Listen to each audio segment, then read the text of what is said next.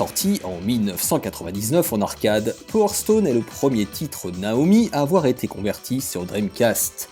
La proximité technique entre les deux systèmes facilitait la tâche à Capcom, qui avec cette nouvelle licence tentait de s'imposer face à Virtua Fighter 3, Sega Rally ou encore Sonic Adventure, sorti quelques semaines auparavant. Plus que dans les charts, son succès est à trouver auprès des critiques, unanimement positives. Son concept de combat en arène est résumé sur la spin card par cette formule en japonais « Dare demo dekiru, nan demo dekiru », soit « n'importe qui peut faire n'importe quoi ». Tout un programme. Ce jeu, qui se voulait accessible au plus grand nombre, voulait dépoussiérer un genre qui, si l'on en croit les journalistes, en avait bien besoin.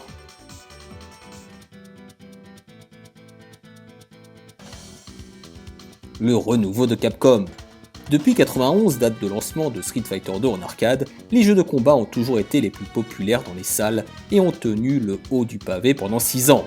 Mais aujourd'hui, les joueurs se lassent, et si le jeu n'apporte pas de grandes nouveautés, il ne fait pas long feu, face aux grosses pointures de Sega.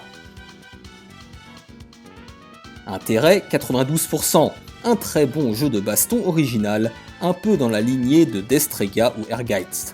La réalisation est impressionnante. À ne pas manquer.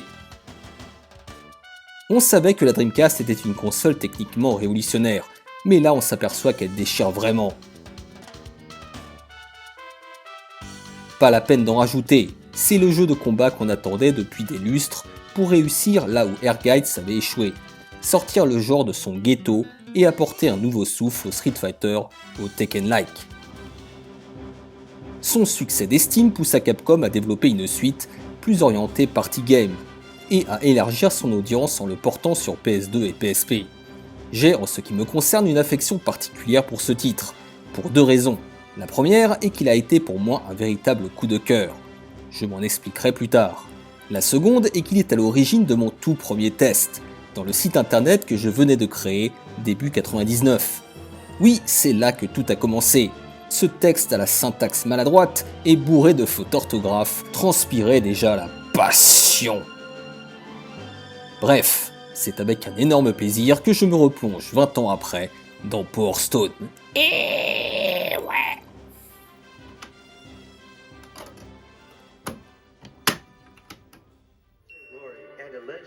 Ah les amis, je suis content d'avoir pu remettre la main sur un exemplaire de Power Stone car j'ai toujours regretté de l'avoir vendu, même si fort heureusement on le trouve encore à bon prix et en très bon état.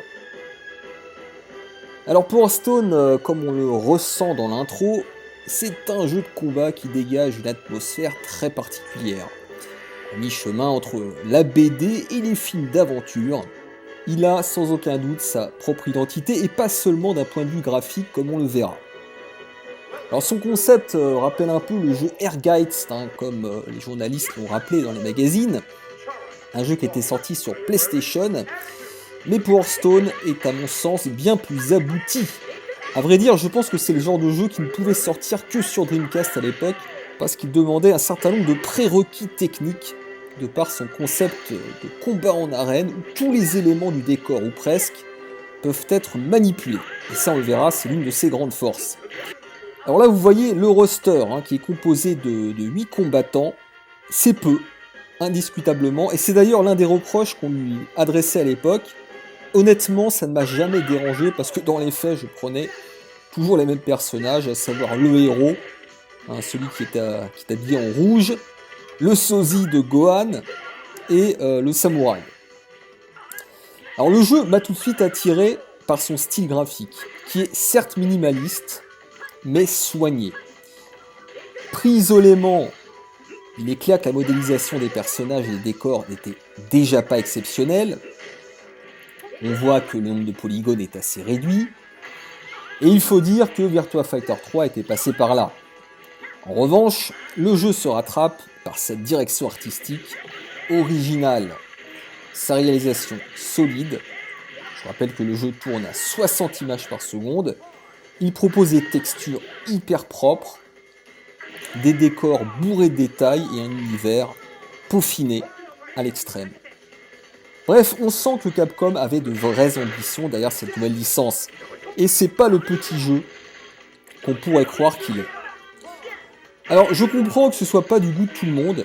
J'ai justement un pote qui l'aimait pas trop à cause de son design. Les couleurs sont ultra saturées et les personnages, il est vrai, ont un look un peu extravagant qui détonnait avec le sérieux des autres jeux de baston. Mais du coup, en ce qui me concerne, cette légèreté faisait du bien. C'était un jeu rafraîchissant, on va dire, pour ne pas dire un jeu Ravensburger, doté, je le répète, d'une vraie identité, l'ambiance qui se dégage des stages, son côté un petit peu aventure, du fait qu'on évolue dans plein de pays et d'atmosphères différentes. Chaque combattant a son propre stage, et à mon avis, ils sont tous réussis, à une ou deux exceptions près. Alors, je vais pas parler de l'animation des personnages, qui est globalement très bonne. Les mimiques sont assez nombreuses, par exemple quand on se paye une massue ou quand on tombe d'un poteau.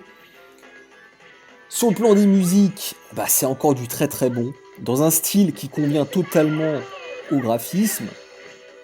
Toutes les musiques ne sont pas marquantes, mais il y en a 2-3 qui vous resteront dans la tête très longtemps, dans un style héroïque, épique ou plus mystérieux. Les bruitages, pour le coup, sont un gros point fort de ce titre. C'est véritablement péchu. Quand on frappe son adversaire, ça claque. Et c'est défoulant. Petit bémol, la voix off qui est parfois un peu pénible. À chaque fois qu'on perd sa pierre, on a droit à un « Oh no !» qui est un petit peu fatigant à la longue, c'est vrai. Mais rien de méchant. Alors, quel est le but du jeu ? Eh bien, comme son nom l'indique, tout tourne autour des pierres de puissance. Le Power Stone, qui une fois récolté, vous permettent de vous transformer en un super-héros pendant un temps limité et d'effectuer des attaques surpuissantes. D'ailleurs, en parlant de super-attaques, comment ne pas mentionner celle du sosie de Gohan, dont je parlais avant, qui s'appelle Wang Tang, et qui sont des clins d'œil totalement assumés à Dragon Ball Z. Alors on a le Kamehameha, et on a même un Genki Dama, qui franchement était hyper impressionnant. On combat dans des arènes fermées, pas toujours très grandes, mais au design varié dans lesquels on peut se déplacer librement, même parfois en hauteur, utiliser tous les éléments ou presque du décor pour les jeter sur des adversaires. Alors vous avez des chaises, des bancs, en passant par des pots de fleurs, et j'en oublie. On peut même parfois s'accrocher au plafond, virevolter autour de poteaux, grimper sur des lampadaires, glisser sur des tables, et le tout avec une grande facilité. Tout est souple et accessible. C'est de ce point de vue-là qu'on peut véritablement parler de jeu grand public, et ce n'est pas une insulte. En fait, je vais vous dire, à l'époque, j'avais l'impression d'être une sorte de Jackie Chan. On peut balancer une chaise, la rattraper en vol, la renvoyer, choper son adversaire, se rattraper sur le poteau, se propulser contre l'ennemi. Bref, ça s'enchaîne à vitesse grand V. Le jeu offre une véritable liberté dans la manière d'attaquer, d'esquiver ses adversaires. Et parfois sans le vouloir, on fait des chorégraphies de malades. Et vraiment, ce jeu offre des sensations inédites qu'à vrai dire, je n'ai jamais ressenties depuis. D'ailleurs, précisons que les personnages n'ont pas de garde, ce qui est un avantage parce que du coup, ça évite les temps morts. Parlons de la manette Dreamcast. En toute honnêteté, je n'apprécie pas vraiment, mais en général, mais là, elle est très bien adaptée à ce jeu. Les personnages se contrôlent au doigt et à l'œil avec le stick. Les gâchettes permettent d'enclencher les attaques spéciales. Les commandes sont hyper accessibles. Rien à dire de ce côté-là. Alors bémol, parce qu'évidemment le jeu n'est pas parfait, le revers de la médaille de cette liberté de mouvement et d'interaction, c'est le nombre relativement réduit de coups. Et c'est vrai qu'on se retrouve avec 3 enchaînements par personnage, coup de poing, coup de pied, sachant qu'on peut mixer les deux, les super attaques, bien sûr il y a des chops, et il y a toutes les interactions dont je parlais avant avec le décor. Mais honnêtement, je trouve pas que ce soit un défaut, parce qu'encore une fois, la force du jeu réside d'abord dans l'exploitation des environnements, plus que dans la move list pris isolément des personnages. C'est un vrai jeu à arène. Et c'est dans ce sens-là que, si on revient à Gates, que je connais un petit peu, de ce point de vue-là, Gates n'allait pas jusqu'au bout de la logique et du concept, et c'est le cas avec Power Stone. Et c'est aussi de ce point de vue-là que je regrette l'orientation qui a été prise dans sa suite, qui là assume totalement son côté party game, mais jusqu'à en perdre, à mon sens, sa saveur.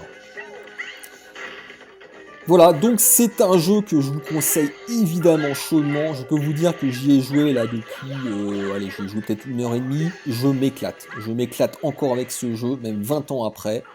Son côté un peu bâtard plaira pas forcément à tout le monde.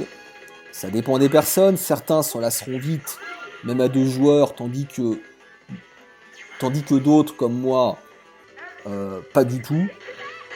Et à vrai dire, c'est l'un de mes jeux favoris de la Dreamcast, et je pense encore aujourd'hui. Merci messieurs, et à bientôt.